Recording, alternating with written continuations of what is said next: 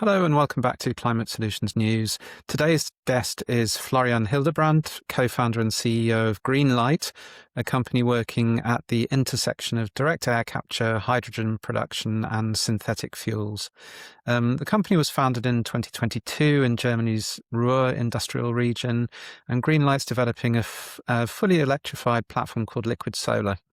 It captures CO2 directly from the air while producing hydrogen, creating the key inputs needed for synthetic fuels such as sustainable aviation fuel and e-methanol. I'm probably not doing that nearly as much justice as you can, Florian. But the ambitions to lower the cost of these fuels to parity with fossil alternatives while enabling decarbonisation in sectors that remain really steadfastly difficult to electrify, including aviation, shipping and heavy industry. So Florian, welcome to the podcast. I'm looking forward to hearing more. Thanks for having me. Super exciting times. Good time to speak. Why don't you start by giving us a little bit of background about yourself? How did you get interested in this area, and what's your personal background? Yeah, so I'm 35, mechanical engineer by training, always had a passion for entrepreneurship. So I started my first little company in school, then went to study, worked in the industry a little bit, co-founded a software company in late 2017, which we scaled, now to over 200 people, over 80 million euros in capital raise. And when COVID came in 2020, we sent everybody home at the time, enabled work from anywhere. And my wife and I used this opportunity as well. And then I spent sort of the summer months in Southern Europe. And that was sort of how we got exposed to climate change over a longer period of time. And so first year, we just started to think about what we are doing. And my wife is sort of in the late phase of our first child. So in the late phase of our pregnancy. And we just thought about, what the future will bring for us. And then went again the year after and just, finally decided it was time to do something in that space. And whilst it is a huge threat that is probably coming at us, it's also a big business opportunity because there's a lot of stuff that is now being recreated. And so in 2022, I decided to step down as a co-CEO of the previous company, Qualifies. And then I sort of did a few things, made a few investments in climate tech startups and funds, and embarked on an innovation journey where I reached out to researchers in German universities. One of the early things I looked at was actually Climeworks, which I thought was super exciting, taking CO2 from the atmosphere, sort of taking the evil out and turning it into something of value. And so I was sort of with that in mind, traveling German universities until I coincidentally found somebody who was working on in the direct air capture space, which was my co-founder, Peter. And he spent 15 years working on our technology through various research-driven projects. And then we met and thought it was something that, we needed to give it a shot. So that's how the whole journey started. And that was, 3.5 years ago. Good, and you're scaling quite rapidly, aren't you? We'll come on to that in a little bit, but take us first through the kind of the core technology, what it is that you're doing, producing carbon and hydrogen from air, water, and renewable power. Take us through that, and how are you different from what other people are doing in the space? Yeah. So, in principle, we believe that the whole topic around direct air capture, synthetic fuels is all about essentially lowering the cost of energy. And we think that these technologies only make sense when you can really make use of fully intermittent off-grid energy, because that's the cheapest form of energy. So we looked a lot at sort of how you would deploy wind and solar off-grid in certain areas of the world. And what you then see is that you realize really, really cheap energy costs, but you're not hitting super large capacity factors. And we believe that's ultimately the key. So how do you really enable cheap energy to fly into your system? So what our process does is a little bit catering to the sort of main bottlenecks of the energy question in mind. And so we start with our front end, where we are capturing CO2 from the atmosphere through a liquid absorption process. And in that process, we then create what is called the Greenlyte, which is a solid material that crystallizes through that reaction. And then from that solid material, we move into our backend, which is a sort of relatively standardized electrolysis between alkaline and PEM, where we then sort of release the CO2 from that Greenlyte, produce hydrogen or co-produce hydrogen, and regenerate our absorbent. So the whole thing becomes a cycle.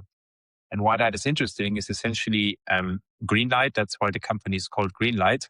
This sort of intermediary product allows us to completely decouple the front end from the back end. And the front end runs a little bit on the grid. We don't really need a lot of energy, but here you're really optimizing for CapEx utilization, meaning that you just have to, get your numbers because you're kinetically limited by 0.04% of CO2 in the atmosphere. And then the desorption, the back end, is very much an energy question. So that's where 95% of the energy of your system sits. So there you really, really, really want to make use of renewable energy. And we believe that running at a capacity factor of 50 to 60% at ultra low energy prices that you can basically get by producing your own energy allows you to essentially reach super attractive economics. And sort of the magic trick behind our electrolysis, our backend, is that we can run at higher current densities, meaning we design a system to be run at 100%, but we can run it at 150%. And this is how we can then pump a little bit more energy into the system when we have renewable energy to get the capacity factor up. And then we believe we have the right balance between CapEx and OpEx utilization. So in a nutshell, it's all about building an efficient system that caters to the sort of cheapest form of energy production, and then finding the right locations where you can deploy that. And that's what we are doing. So a lot of the innovation that we are pushing now we have the process under control. We have 15,000 hours. Is all about maximizing this sort of ability to run on fully intermittent energy and being able to sort of play around with current densities so that we can run at higher velocities whenever we have surplus power. And that's ultimately what we believe is the key. So absolutely fascinating. So give us a little bit more detail about what exactly is Greenlyte to start with, and secondly, tell us more about the sort of local power generation. What kind of renewables do you have, and does that also constrain where you can set up production facilities? And how are you tackling that challenge going forward? I mean, yes, it does. To answer, maybe starting with the second question. So it sort of limits a little bit where you can deploy. And Northern Africa, Southern Spain, and the Middle East are probably the best areas to deploy, because the second sort of aspect next to the energy question is co-locating with existing infrastructure. And when you look at the entire fuel value chain, you will realize that everything works in volumes, and you need massive, massive, massive amounts of volumes to build profitable business cases. And we will not be able to do that in the foreseeable future. So we can all put ambitions on our slides, but really we have to build it, scale it, and repeat it. So there is always going to be an imbalance of relatively small deployments and large infrastructure. So what we are trying to innovate is a tolling model where we use existing infrastructure to only feed in feedstock into existing reactors. And then we can sort of benefit from large scale reactors while still being relatively small and modular. And this further limits in the scale up journey the locations where you can actually scale. So you end up with a sort of limited amount of locations where you can scale, but ultimately we believe that is key to bringing down the costs and to eventually these areas have, fortunately enough, both renewables and existing infrastructure. And so in terms of what Greenlyte is, I mean, essentially, we are trying to be the catalyst in this e-fuel journey. Over the last 10 years, we learned that e-fuels are not going to be competitive. And we believe that we can bring a new approach by radically innovating around leveraging cheap power generation. And that's what we want to bring to the table. What is the product Greenlyte? What is the actual material?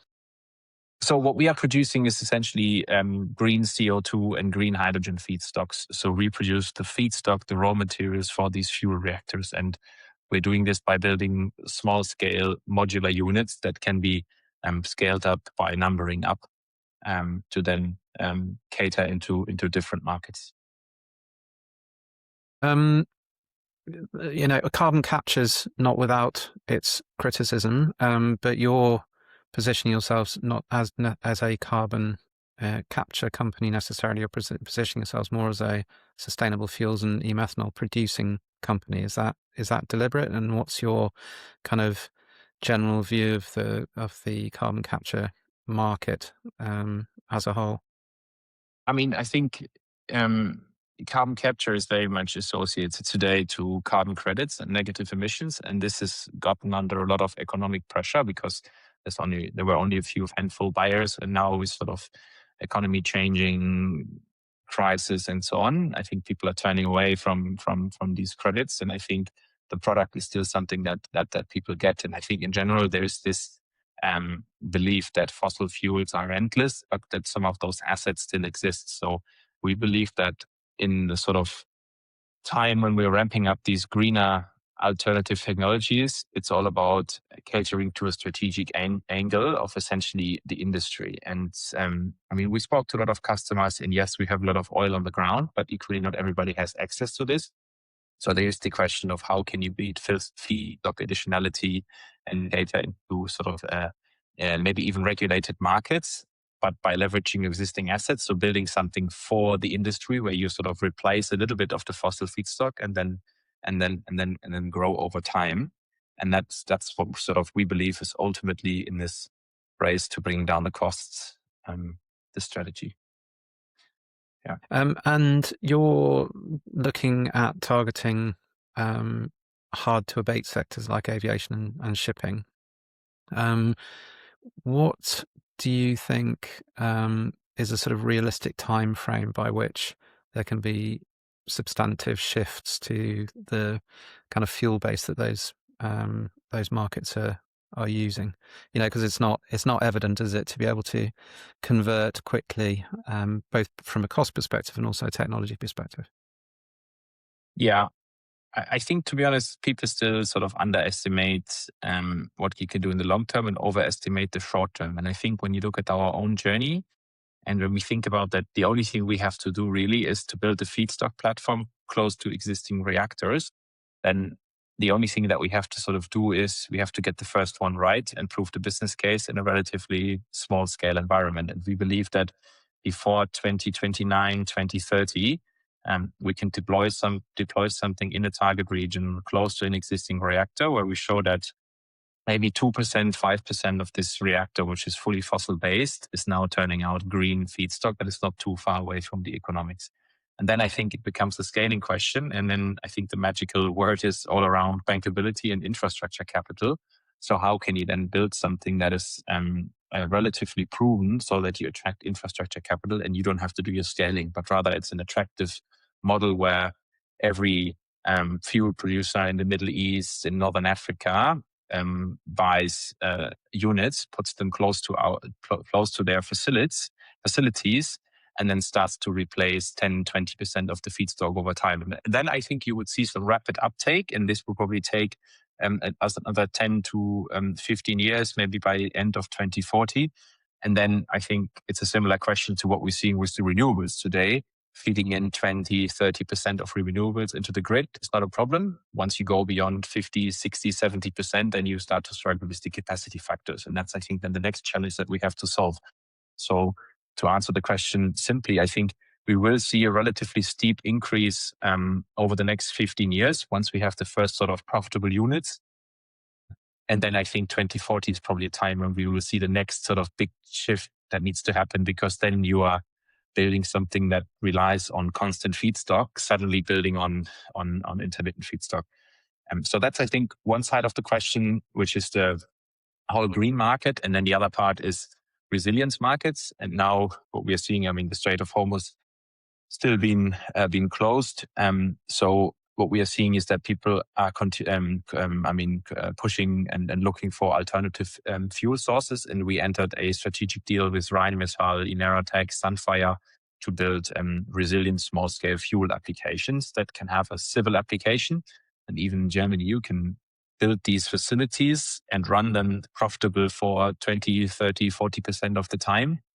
And for the rest, you just have to shut them off. And then shutting them off obviously has a cost. So if you can argue that there is a resilience premium where you say, let's build these facilities in times of crisis, 4 times of crisis in areas where it doesn't make sense, then that could be the other side of the market.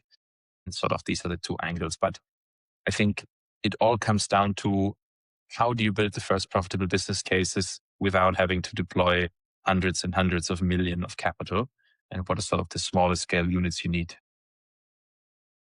Let's come on to that capital requirement. I mean, you have raised money. Where are you at in terms of the amount of money that you've raised, and what are your kind of aims as you develop? You know, you've obviously got a long time frame in mind. That's going to take a lot of money, a lot of resilience. You know, how are Yeah, you? so we raised a little over 55 million, which is 50-50 grant and equity funding. We've just closed another round to extend runway until sort of mid 2028. And I think for us, it's all about sort of how are you preparing for this next profitable business case that you have to do. And the strategy that we have, I mean, today, everything that we operate and build is in Germany. So we have our main headquarter in Essen, which is in the heart of industrial Germany, or the former heart of industrial Germany. And then we have pilot and demo plants close by, 20 minutes driving by car, and where we can show our technology, and especially this intermittent operation, and also crucially, like how do you like we've built a simulation where we're simulating theoretically condition against weather forecasts, and then this has some implications on how we're running the system. And this is what we are now doing. Sort of end of 2026, beginning of 27, we will be deploying the first module of our first of a kind facility in Germany, which is a 1,500 ton capture facility to produce e-methanol. And the idea is to essentially build 3 modules, one end of 26, then one in 27, and another one in 27 or 28. It doesn't matter so much, but to show that sort of you then have built the final module sizes, you've iterated once or twice, but you already at the final target module size. So hopefully by sort of end of 27, 28, we will be in a position where we say, now we've done it in Germany, and we look at the German weather conditions. 10 days during the year, you will have similar conditions in Germany than in Oman.